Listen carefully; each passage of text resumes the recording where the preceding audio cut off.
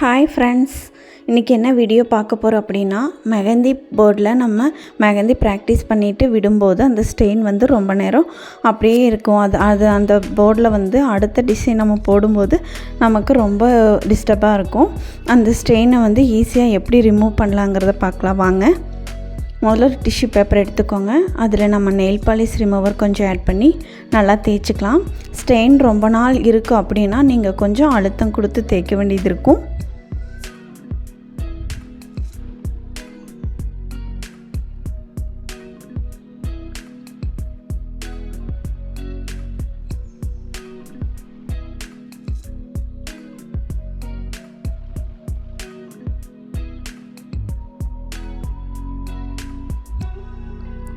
பாருங்கள் எவ்வளோ கிளியராக க்ளீன் ஆயிடுச்சுன்னு.